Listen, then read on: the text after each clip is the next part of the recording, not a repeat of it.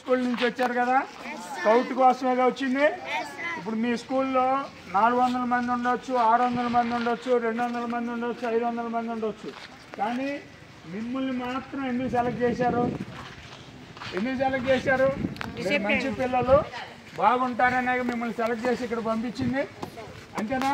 మరి మీరు సెలెక్ట్ అయ్యి మీరు బాగా చేసి మంచి సర్టిఫికేట్ పొందారనుకో, దాని ద్వారా రేపు మీకు ఉన్నతమైనటువంటి చదువులు చదవటానికి రిజర్వేషన్గా కూడా ఉపయోగపడి, మెడికల్ చేయాలన్నా, ఇంజనీరింగ్ చేయాలన్నా, పోలీసు కావాలన్నా, లేకపోతే బ్యాంక్ ఉద్యోగం రావాలన్నా, దేనికైనా ఉన్నత చదువులకైనా ఉన్నత ఉద్యోగాలకైనా ఈ సర్టిఫికేట్ మీకు చాలా బాగా పనికొచ్చింది.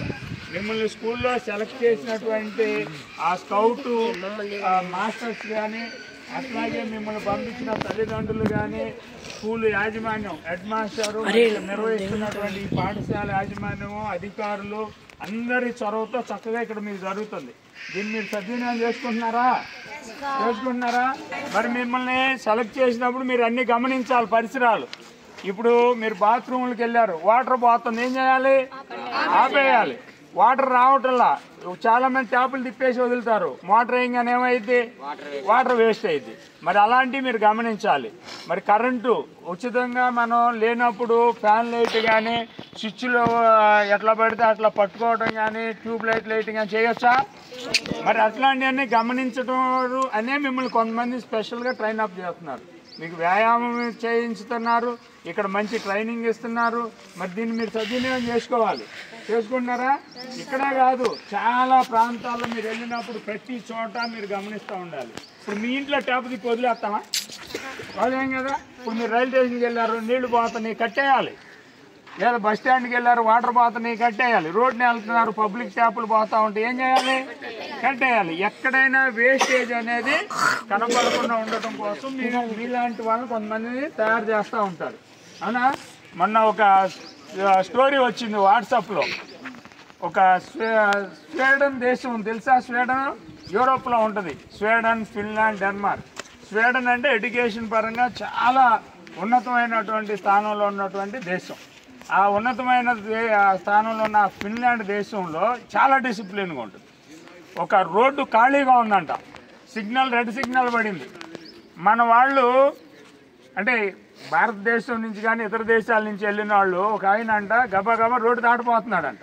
రోడ్డు దాటిపోతుంటే ఫిన్లాండ్ దేశస్తుడు ఆపాడంట, ఆగాని ఆపితే ఈ రోడ్డు దాటిపోయే వ్యక్తి ఏం చేశాడంటే, సార్ రోడ్డు అంతా ఖాళీగా ఉంది, రెడ్ లైట్ పడితే ఏమైందిలే, మహా చూస్తే పోలీసులు చూస్తే ఫైన్ వేస్తారు, ఏమైందిలే దాటిపోతుందంట.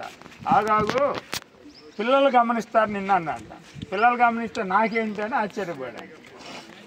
నాకేంటని ఆశ్చర్యపోతే ఆయన చెప్పాడంటే, ఫిన్లాండ్ దేశస్తుడు, రెడ్ సిగ్నల్ పడింది, నువ్వు క్రాస్ చేస్తావు, పోలీస్ చూస్తాడు, నీకు ఒక $5 $10 ఫైన్ వేస్తాడు.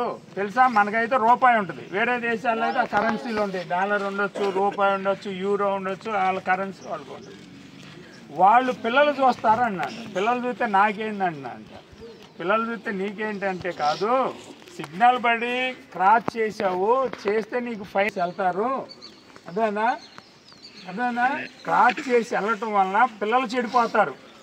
వాళ్ళు చూసి ఎక్కువ నేర్చుకుంటారు, గమనించి ఎక్కువ నేర్చుకుంటారు. చదివి నేర్చుకునే దానికన్నా గమనించి ఎక్కువ నేర్చుకుంటారు. కాబట్టి నువ్వు వెళ్తుంటే నీ వెనకాల వాళ్ళు కూడా వెళ్తారు. ఆ పిల్లవాడు ఒకడో ఇద్దరు వెళ్తారు, వాళ్ళని చూసి ఇంకా మిగిలిన వాళ్ళు వెళ్తారు. అది సమాజానికి మంచిది కాదు అని ఆపాడు.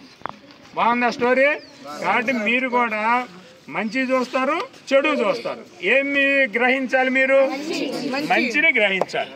చెడు జరుగుతూ ఉంటుంది, మనం అనేక చూస్తూ ఉంటాం. కానీ చెడుని మనం వదిలేయాలి. ఇప్పుడు మీకు ఇంటి దగ్గర కావచ్చు, పరిసరాలు కావచ్చు, మీరు బతుకుతున్న సమాజంలో కావచ్చు, పాఠశాలలో కావచ్చు, అనేక కార్యక్రమాలు జరుగుతాయి. వాటిలో మంచి ఉంటాయి, చెడు ఉంటాయి. మీరేం గమనించాలి? మంచిని మాత్రమే స్వీకరించాలి. ఏది మంచి ఏది చెడు అని తెలుసుకోవాలి. అలాంటి తెలుసుకోవడం కోసమే మీకు ఇలాంటి శిక్షణ ఇస్తారు. ఇప్పుడు సార్ డిఎల్ నారాయణ గారు ఉన్నారా? ఆయన వయసు ఎంత? 85 years పైనే. మరి అంత వయసులో కూడా ఆయనకి ఇక్కడికి వచ్చి మీకు నేర్పుతున్నారంటే, ఉదయం పూట పొద్దున్న మీకు 6 గంటలకు ఇక్కడికి వచ్చి నేర్పుతున్నారంటే, మరి ఆయనకు ఒకసారి మనం ధన్యవాదాలు తెలియజేయాలి. అలాగే టీచర్లకి, పాఠశాల యాజమాన్యానికి తీసుకొచ్చినటువంటి మాస్టర్లకి, మరి ఇక్కడ మీతో పాటు ఉన్నటువంటి వారందరికీ కూడా మనం ధన్యవాదాలు తెలియజేయాలి, అధికారులకి అందరికీ కూడా. Right good.